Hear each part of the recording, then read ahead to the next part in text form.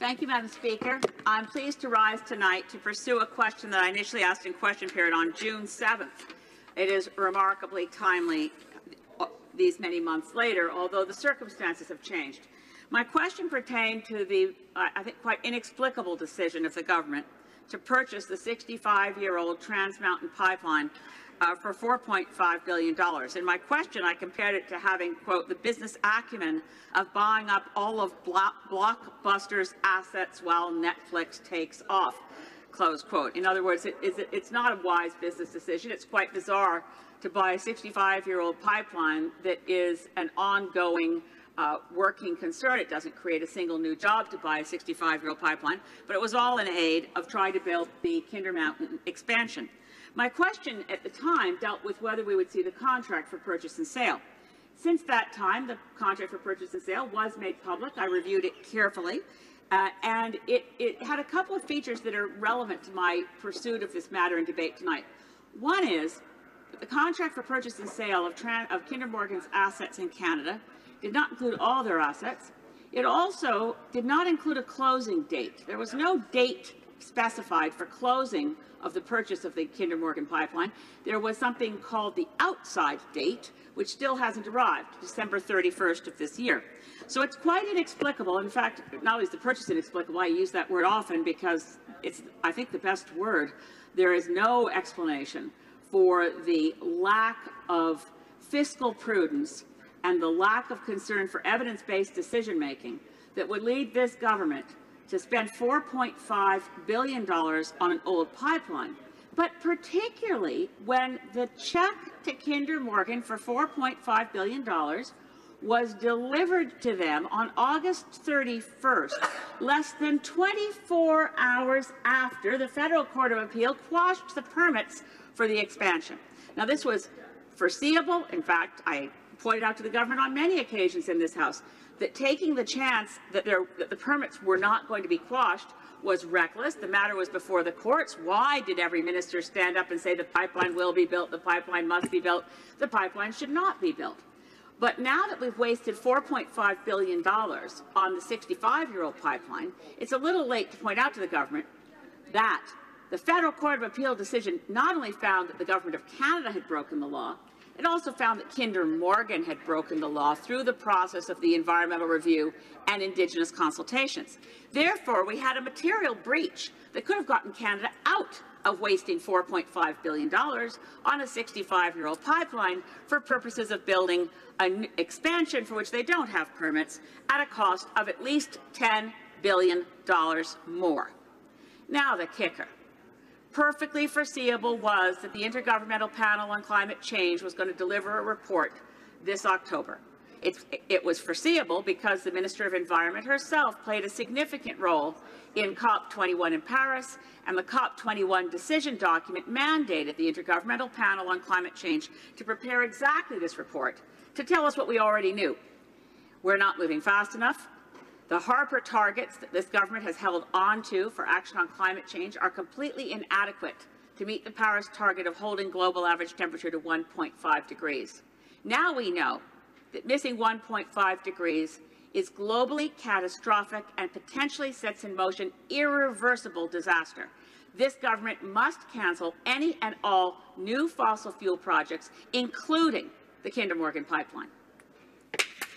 The Honourable Parliamentary Secretary to the Minister of Natural Resources. Merci, Madame la Présidente. And I'd like to thank the member for Sanders Gulf Islands for her advocacy on this very important issue. Madam Speaker, I'm very proud to be part of a government that prioritizes transparency and accountability.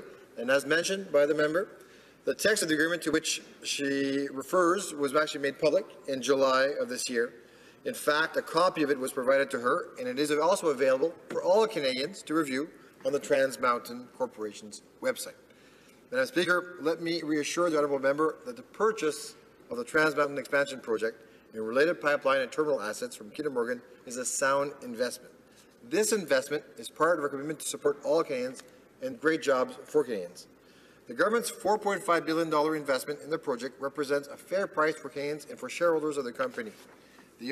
Under the ownership of a Crown Corporation, the government will work to move the project forward in the right way. the government has taken action to address the issues identified by the Federal Court of Appeal. We have instructed the National Energy Board to reconsider its report on the project, taking into account the effects of project-related marine shipping.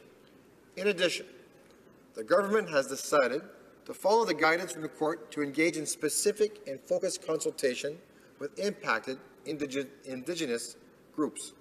Furthermore, we committed a further $61.5 million to help the southern resident killer whales survive and recover, building on the investments under the Oceans Protection Plan, which support this iconic and culturally significant species. With these actions, the government is confident that it will uphold the trust Canadians have placed in the government to both grow the economy and protect the environment.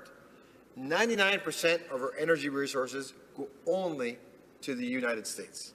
Now, more than ever, Canadians understand that we need to diversify our markets to protect and grow good middle-class jobs in Canada. Keep in mind, there is an existing pipeline that's been there since 1953 that generates almost $300 million of earnings a year. The challenge ahead is manageable because the court has been very clear that there are two very specific shortcomings and laid out paths for addressing them promptly and without unnecessary delay. Merci, Madame la Présidente. The honourable member for Sandwich Gulf Islands. Thank you, Madam Speaker. First of all, the notion that this is a fair price, $4.5 billion for a 65-year-old pipeline that Kinder Morgan purchased for $550 million, and that purchase price included additional infrastructure that we didn't buy. It's a huge bonanza of a profit to a Texas-based company for absolutely no reason. But when the honourable member says Canadians realize now more than ever that we must diversify where our energy goes, I disagree. Canadians realize now more than ever that we have to stop using and exploiting fossil fuels while there is time to ensure our children can live out their natural lifespan without being in an unlivable world. That's the advice from the Intergovernmental Panel on Climate Change. So maintaining the existing 65-year-old pipeline is not going to be a new investment, but expanding it will create an additional pulse of greenhouse gases. We are over the carbon budget. We have to reduce now. We have to cancel Kinder Morgan. The Honourable Parliamentary Secretary of the Minister of Natural Resources. Madame la Présidente, we are following the clear path provided by the Federal Court of Appeal in order to move forward on the Trans Mountain Expansion project in the right way. The court was clear that we needed to do a better job consulting Indigenous peoples, and the NEB needed to account for the impact of marine shipping. That is the path we are taking. We know the previous government's approach failed. They failed to diversify to non-U.S. markets, and we must diversify our oil exports, and we must do so in the right way. We understand that protecting the environment, growing the economy, and respecting Indigenous peoples can be done at the same time. The court provided us with a clear path to move this project forward in the right way. That is what we are going to do. We will continue to make historic investments like the $1.5 billion Oceans Protection Plan, restore our relationship with Indigenous peoples, and support the jobs of our energy sector that it creates. Merci.